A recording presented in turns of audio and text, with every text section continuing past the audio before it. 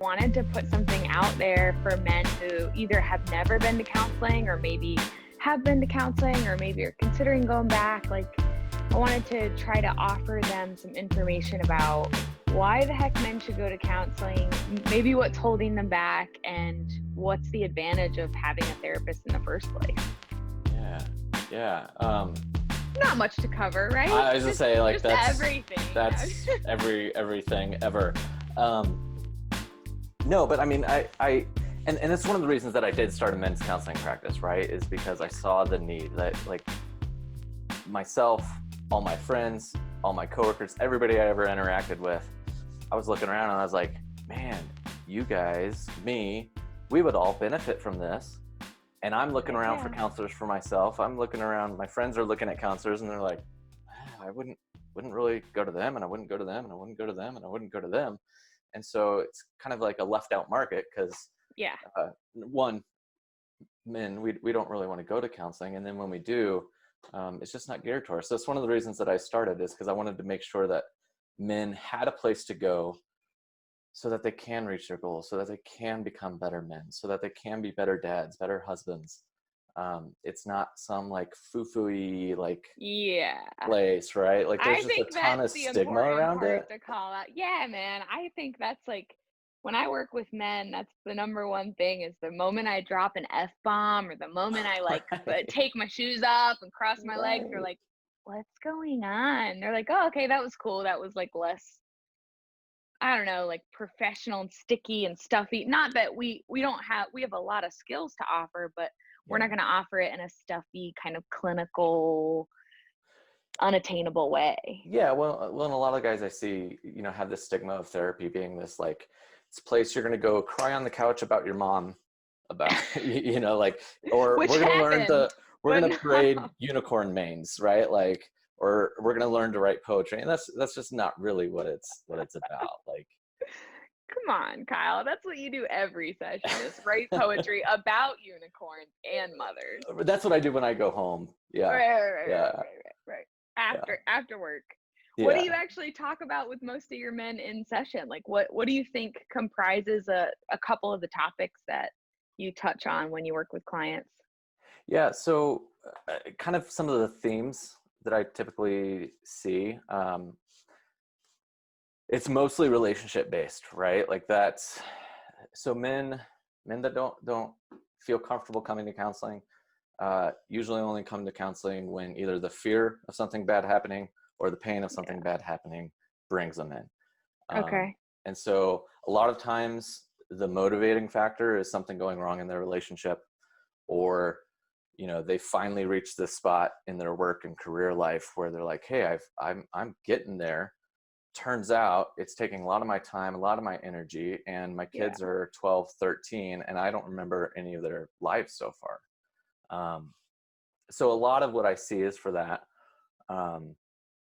And we just, like, one of the things that I really like to do with my guys is just reframe what we're doing in counseling, right? So very much goal focused.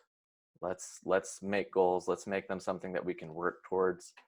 And your goals would be something more like, be able to address things that bother me with my wife in a healthy way, or decide what I want to do with my career because maybe I'm not happy in the job that I have right now, or are those the kind of, okay. Yeah. Or, like, even if it's just like something really vague, like I want to be happier, we break that in and down. Like, love that. What would you be doing differently if you were happier? Right. Totally. Well, I'd be going mountain biking more. Okay, then go mountain biking more. Yes. Right? And let's help you figure that out. Right. So we break it down into these kind of really small attainable things just to kind of build some success really quickly, and to realize, like, and it's one of the things that I hear most often when people are done with counseling, especially the guys that haven't been before, is like, that was not hard. That was easier than I expected. It was worthwhile. It was easy. I just have to do it and put some intention into it. And turns out, like, it's not that bad. Yeah.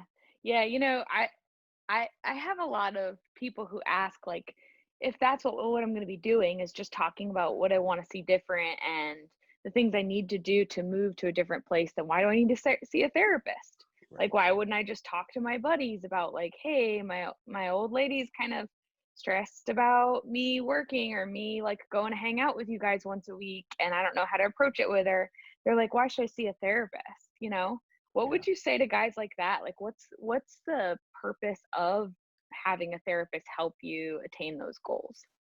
Well, I think something that's unique with a therapist is that they're not biased, right? Like, I'm not your buddy. I don't have an interest in how things go for you. Yeah. And so some guys struggle to want to come to therapy because they think it's going to be like another person in their lives telling them what to do, right? Um, Yeah. but the reality is so far different than that. Me being unbiased, I don't have a skin in the game. So all I do is try and help identify and help you identify your values. What's important to you? What would be meaningful if you made change on something? Um, and then we help get those obstacles out of the way so that you can do that yourself. So it's not me giving advice. It's not me like telling you what to do and how to do it. And it's not your friends saying, oh, go do this because they think it'd be fun to see. Just talk to her, man, right? Yeah, like Right, right. just go out anyways. It'll be fine. Right, right. And if we do give any sort of like insight or we do give any sort of suggestions like, hey, try this, see what happens. Um, it's research based, right? Yeah. Like we know a lot of this stuff works because it's been heavily researched. It's not an experiment without research behind it. It's an experiment with research behind it to see how those dynamics play out within your own relationships. I totally agree, and I'm so glad you shared some of that. I think too, for a lot of the guys I work with or have worked with in the past, part of it is just having like a safe environment to talk about shit that you're really uncomfortable talking about elsewhere. Like, I think there's something so beautiful in being able to come into a room and say whatever's on your mind and know you're not going to get judged. And then be able to walk out the door and be like, oh, yeah, there's nowhere else in my life where I can say purely 100% what's in my head and have the other person not judge me. Because I truly, I think therapists are trained to be able to hear people and be like, yeah, that makes sense. And other people feel that way. And other people think that too. And you're not alone. Like lots of people have those struggles with partnerships or wives or husbands or whatever. And I think that can be transformative for somebody to be able to have like a dump zone. Not that that's all we do, but that's like one of the first benefits. Well, and that's extremely valid with a lot of the guys that I see. So some of our goals for counseling are as simple as I need someone I can talk to where I can dump this and unload this stuff that's been on my mind and been Love on my that. chest. Yeah. Because I can't do it with my coworkers, can't do it with my friends because I don't want them to know. I can't do it with my wife because it's about her. Yeah. Right?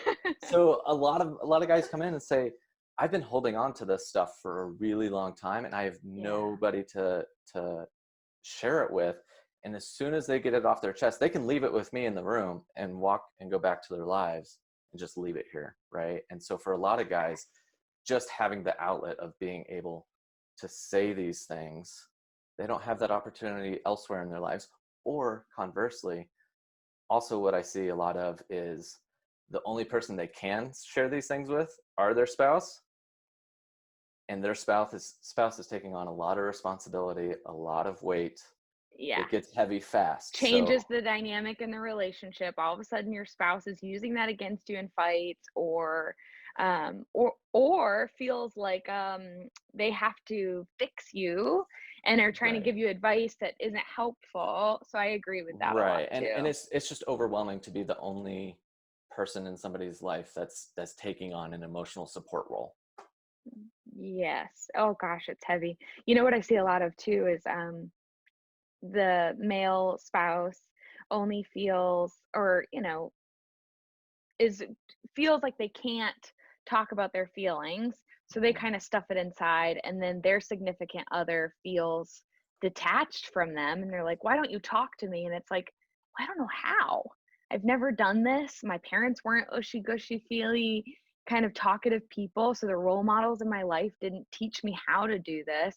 And I think that's another benefit is the therapy office is almost like a trial run, like a practice arena. Absolutely.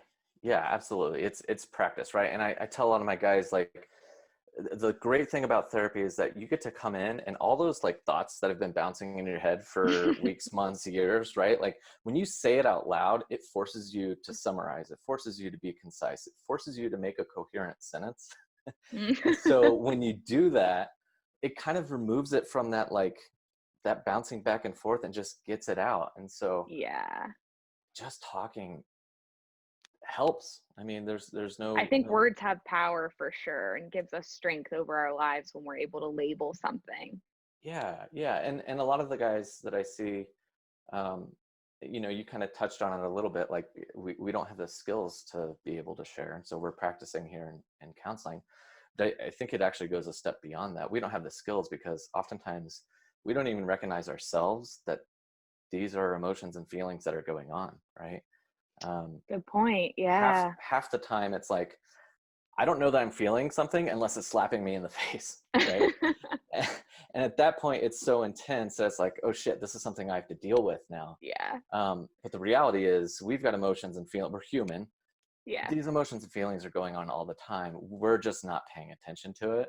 And so Yeah. we only pay attention to it when it slaps us in the face. And that's usually a problem. Yeah, it's funny because I don't think a lot of people recognize, regardless of gender, I don't think a lot of people realize how much the culture and the American culture of what a man is has impacted men and kind of taken away their ability or their possibilities of exploring their emotional reality, Mm-hmm. um, or even, their spirituality, their relationships, whatever it may be. I think our culture kind of expects for men not to take a deep dive and be the providers and pull yourself up by your bootstraps and get over it. And if you Rub look some at dirt on it. Yeah. if you look at the way parents raise their sons compared to how they raise their daughters, I think culturally we really mute men in a lot of ways. Yeah. I mean, we teach them to internalize everything, right? And Exactly. so guys get really good at internalizing their emotions, right? Which means externalizing it gets really hard because we don't have Yeah. an outlet. We don't ever practice. So like you said, from an early age, our parents are saying, you're okay, rub some dirt on it. Your coaches are saying, you don't cry in baseball, right? Like, adapt and overcome, right? All these different things. Life's not fair. And that's valued. So right. And so it's teaching us to like say, hey, like, even if I got shit going on, I got to deal with it and move on and get over it, right? Yeah. Fact is, we gotta at least acknowledge it and then figure out, what do we want to do with that? How's that going to impact us in a meaningful way? um and so like that's the thing is us guys, we've gotten really good at internalizing. And then we Hmm. get in particular, again, most of my experience with men is coming through the lens of relationships. So Right. we get into relationships and now all of a sudden internalizing becomes a problem. And it's super Yeah. frustrating, right? Yes. So Because it's worked all my life before. Why do I have to face yeah, these feelings now that I'm in a long-term partnership? yeah, Yeah. exactly. And why do I have to tell you about it? Like, just let me do my thing. Yeah, Let me I'm figure it fine. out. It's I'll okay. I'll get it done. Um, and then the other thing is, us guys, we think very mechanically, right? Super black and white thinking. Yep. Everything's good, bad, all, nothing, on, off. We either meet expectations or we fail. And that's another thing that, skills wise, is really helpful for us because it really simplifies complex things Yeah.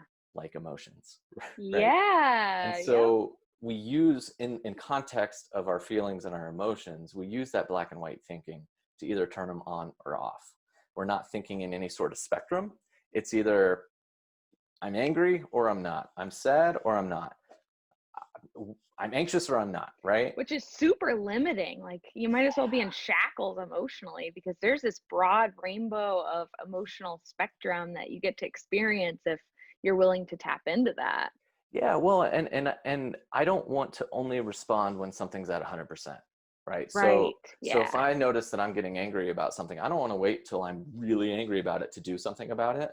It's a lot easier Why if I not? notice early, right? It's a lot easier if I notice early that this is happening, that there's this undercurrent that I'm dealing with, instead of just Makes putting it out problems of a sight, lot out of easier mind. to address for sure. Oh yeah, you put a lot less effort into addressing small problems more often than waiting for them to become big, large problems. Wow, that's like the key of this whole interview so far. That sentence that you just said is so important for people to understand that it's so much easier. That's why our tagline at Evolution Wellness is small changes, big results, Mm. because Yeah, it's all about addressing things in small ways, and those small things add up, and then all of a sudden you feel like a different person. yeah, absolutely. Well, and you're mentioning like we internalize, right? And so if we don't have the skills to deal with it, as we internalize, even if we know small, okay, take it early, right? Take it on early, head it on. Um, if we don't have the skills, we're not reaching out. We're not asking for help. We're not our friends, our coworkers, our family. We're not reaching out for that. And so that's why I think therapy is so important, is that Yeah. this is a space for you to do that. Well, and you know what's powerful too? Is you think about small things like I'm just going to throw an example because I think it's easier to understand when we talk with examples. Absolutely. Um, you take a guy, for example, whose dad might have left early on, and then their mom becomes kind of the sole breadwinner. So they're working a lot. And, the son is the oldest sibling. So he takes on a lot of responsibility of, getting the siblings like set up at dinner or whatever, taking care of the house kind of in a lot of ways. And they internalize because they feel like they've got to be there for the siblings. Well, that's fine and good for a little while. But Yeah. then you compound that in high school and then in college and your first relationship and your second relationship and your third relationship. And all of a sudden you're married with kids. You're still internalizing. Well, you've still got the burden of that grief that you never processed of the loss of, a father figure. You've still got the grief of the loss of some of your childhood. And so I think a lot of times when we internalize and it's okay for the moment because it's a survival skill. Yeah. But then all of a sudden, 10 years later, we're like, holy shit, Mm-hmm. I'm blowing up on people, or I'm just really unhappy and I don't know why because I have everything I've always wanted. Like I can't figure out why I'm just not okay. Yeah. And I think that's actually a really good example of how sometimes men can think of counseling or therapy as being like a reach. Like I don't, that stuff's 10 years ago, that stuff's 20 years ago. I know it's still affecting me, but I've got a life to live, right? And Yes. so they Yes. don't want to go back into that because it takes work to do that. And it's actually really hard for a lot of guys to go back to that place because we struggle to be able to talk about it. We struggle to be able to identify what's going on, to be able to put names and definitions to different Right. stuffs that we're experiencing. And so that's why I think it's important with men in particular to do a lot of solution focused therapy where in the moment, like, hey, let's talk about what's happening now. We know that some of the things you're doing now is related to some of those hurts, but right now we gotta, if Reduce you're, the symptoms. yeah, Okay. I get what you're saying. I mean, let's put a band-aid on it, right? Sure. Yeah. So that we can help it heal, so we can get into the bigger wounds instead of, Later when you're feeling better. right. And after we learn how, in context, how Yeah. do we actually approach these things? How do I even access hurts that were from so long ago because I've pushed them aside for so long in a way I that's not think anger and yelling at somebody. I think that's so helpful for people to hear. And I think another like little thing we should plug in here is that's what we're trained to do. So we know when Yes. you're ready to do the deep dive and when Yeah. you're not ready to do Yeah. the deep dive.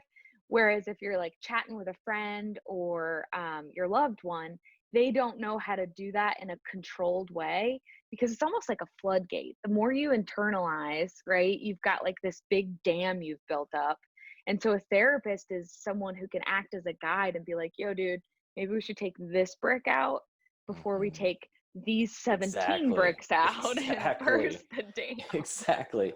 And maybe that deep dive is 10 years from now, Yeah, right. right? Like Yep. like maybe Yep. that's what it takes. And right now we're just in survival mode trying to make life happen now. And that's totally okay. We don't, therapy isn't always this like deep, deep, deep dive that's going to Yeah. uncover everything and re-scratch every wound. Like very much driven on what your goals are, what you can handle, what you want to handle, Yeah. what you want to change. Well, and you know what's cool about the way we're talking about right now is I think a lot of this has to do with therapist style too. Like a Sure. lot of my guys will tell you, geez, Kayla kicks my ass every time I go in. It's like, whoo, and Yeah. then I leave. But I feel so it's interesting because I think a lot of this has to do with therapist style too. And that's the importance of finding one that fits well with you and that there's no shame in going to a therapist for the first time and not talking about the big scary stuff and just getting comfortable with them. And if it's a good fit and you feel comfortable, cool. There's no expectations to like talk about your childhood trauma in the first session No, not at at all. all. Not at all. And it's okay if like you meet with a therapist and you're like, yeah, you're a nice person, but this I doesn't don't like feel you. comfortable. Yeah. Right. Well, and research shows outside of the work that the client actually puts in, the research shows that the most important predictor of therapeutic success is the relationship between the counselor and the client. And so you have to So go to important. somebody that you jive with, someone that you're like, okay, I like this person, I trust this person, I feel like we can do some good work. Your gut's pretty right on that. If you meet with Yeah. someone and you're like, ugh, this feels weird, you're probably right. It will be weird. Right. My brother went to a therapist once and he was like, Kayla, I felt like he was looking through my soul. I was like, yeah, don't go back. Yeah. Yeah. And that's the thing is there's so many different therapists out there. We all Yeah, do it very different ways. We have very different personalities. It's not like going to a Ford dealership and every Ford dealership is the same experience, right? It's like, yeah. and it's very personal, and find the one that works for you. And that's the most important thing. I agree for sure. Yeah, I'm thinking back to when you were talking about how guys' brains kind of work in a certain way, and I think that that's important to acknowledge that in this culture of equality, it's still, yeah, equality is great, and we have to understand the complexities of how our biology makes us different, Yeah. and men and female psyches are very different. And a therapist working with you should understand that and should validate that. Hmm. I heard this amazing metaphor. Have you heard this? That women's brains are like big balls of spaghetti and men's brains are like waffles, where they think very Oh, logically that and is a kind of good, aligned. yeah. But women are like, woo. That makes so much sense to every man that will ever hear that. Yeah. They're like, Hope yeah, that helps. yeah, women's brains are like spaghetti. Yeah. No, but I heard that, another. Go ahead. well, I was gonna say that's just completely accurate. And I think some of the other piece of that is that men, because of our independence, right? We have this like independent spirit that we can take on the world by ourselves. Because of that, I think we kind of hesitate when we hear people talk about men, right? Like when I'm kind of grouping men as men and their brains are waffles and we think mechanically, right?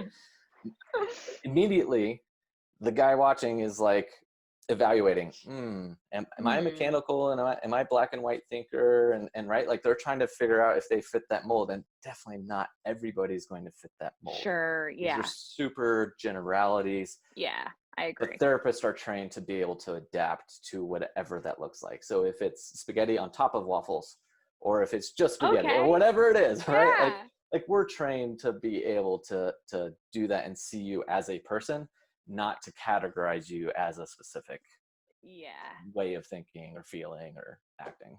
I think a really important plug-in about that, about like the individuality, is what you said earlier about like, hey, we're here to figure out what you want to see happen. So if you come in and you say, look, I'm really unhappy in my career, and we get talking and exploring, and it turns out like you've got some trauma in your past from a military experience or a childhood experience, whatever, um, and you don't want to go there, that's okay.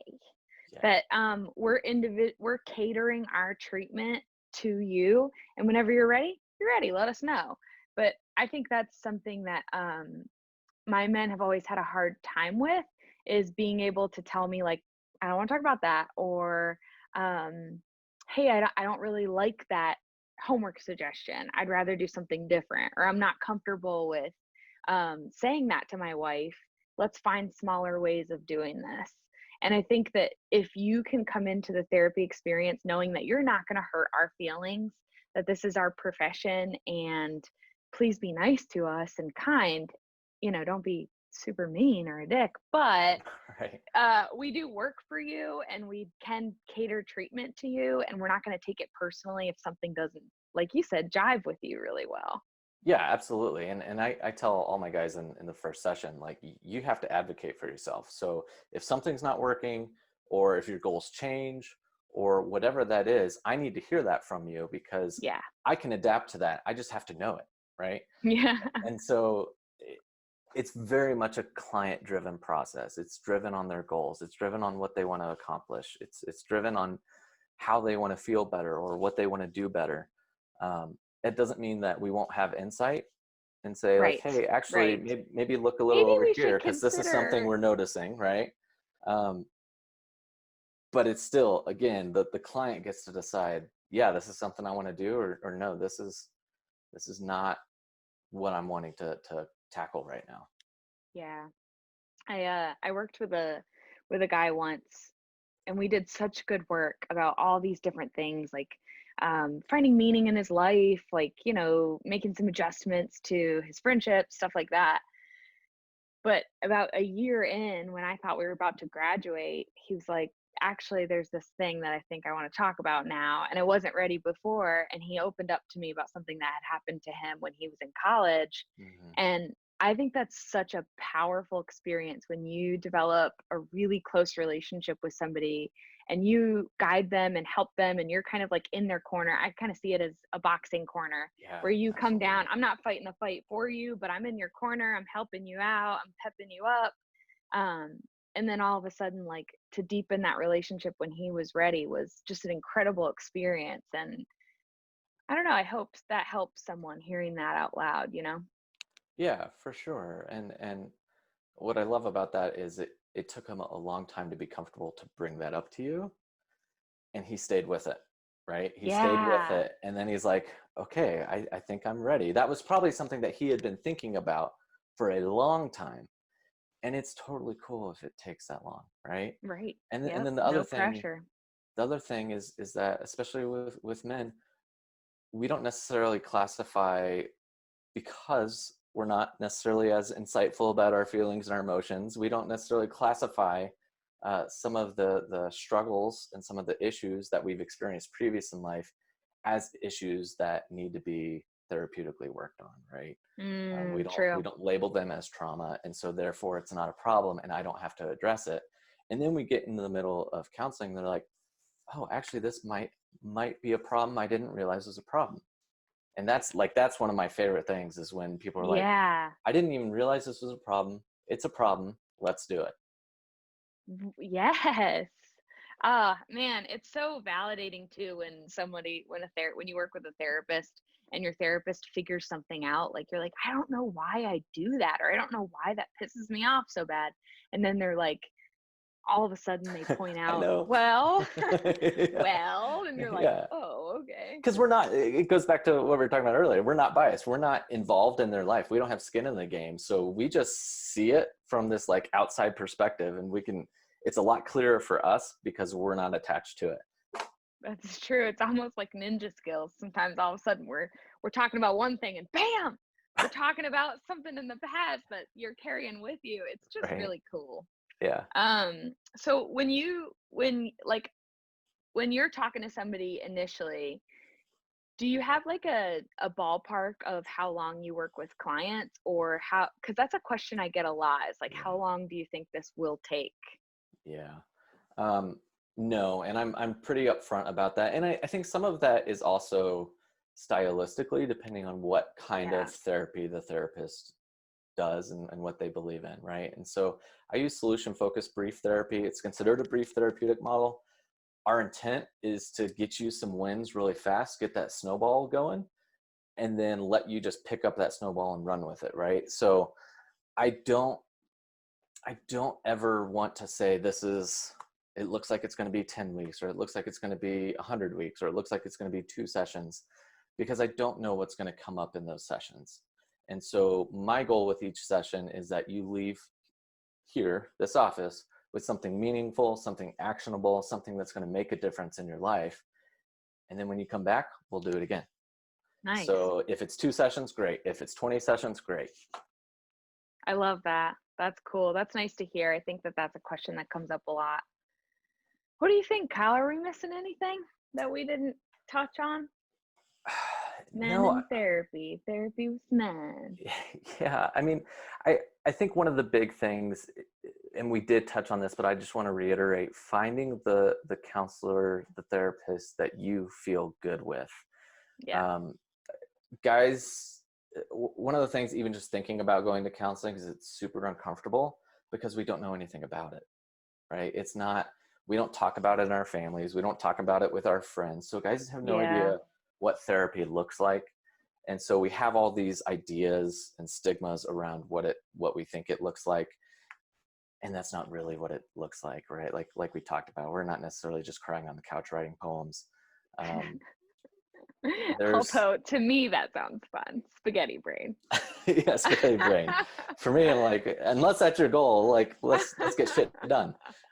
We don't need to waste time. So there are therapists out there that will think about the world the same way you do, that will interact the same way you do.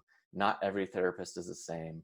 It's not just some foo-foo-y land of sunshine and rainbows, and snorting incense and meditating. Yeah. Like some of us just want to get shit done and get you feeling better or doing better. Yeah. And I think that approach really speaks to a lot of men, because that's what it's all about, right? It's feeling better, feeling happy, feeling more satisfied, feeling like more confidence, more power. That really is our goal for you, is that you're happier and that you walk out feeling better, whatever that might look like to you. Yeah. And a lot of my guys, when they're done with counseling, afterwards they'll tell me like, I didn't come to counseling for a long time because I thought it was like a sign of weakness. And now I realize, man, I should have done this 6 years ago, because it's easy. It's making change the way I want to make change. I'm reaching my goals. My life's better than it's ever been. And it wasn't that hard. And it wasn't a weakness. The weakness was not going. I hear that a lot. I think that's such it's almost like, metaphor girl, but it's almost like learning to box and not doing coaching or not having a class. Any sport, right? Like every sport has coaches. Every sport has trainers, right? It's like a therapist is like a life coach, but not a life coach because we have a big baller license. Yes, we have more education. We have better research-based methods. We coach though. We do coaching. We do coaching. We motivate. I motivate and empower, and I dance, and I'm just a weirdo in therapy, but I think that speaks to a lot of my guys and kind of puts them at ease, because I think that when some guys go into, like my brother, the guy that looked through his soul with a suit on, that was never going to work for him. Yeah, no. Never going to work for him. No, we got to be real. Got to be real. Gotta be real. Find a real therapist. A down to earth kind of person. Yeah. And ways that you can do that are, you can utilize Psychology Today, or what's the other one? My mind's drawing a blank. Psychology Today is kind of the big, that's kind of the big powerhouse. One. Yeah. Not everybody, but most people are on it. Yeah. You can kind of search for what you're looking for. I suggest reading through bios. And if there's a couple that speak to you, call them and ask for a free 15-minute consult and just see who you're comfortable with. Exactly. And I don't know what it looks like in your area, but here in Colorado, most therapists do a free in-person consultation. Nice. And that's really an opportunity to come in, meet with them, ask all your questions. There's no strings attached. It's literally just sitting down, chatting, and seeing if you jive together. And so I encourage everybody to do a couple of those with a couple different therapists, just to get a feel for what different people's personality, what it shows up like in the room. I call it therapy shopping. Yeah, do it. No pressure to buy, y'all. Just come on and shop. Is there anything we should know? How would people find you if they want to find you or look you up, or get some more information about you and your practice, Kyle?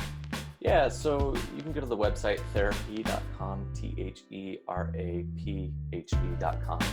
I see what you did there. Theraphe. So, Yes. yeah, so you can go to theraphe.com, reach me there, you can email me from there or call. So, yeah. Sounds good. So if you're in Colorado, give Kyle a call. If you're in North Carolina, give Evolution Wellness a call or check us out at evolutionwilmington.com. It was really good talking to you today, Kyle. I hope that we can touch base again because I think you've got more to share with the world. Cool. Yeah, I super appreciate it. Thanks for having me. See you soon. All right. See ya.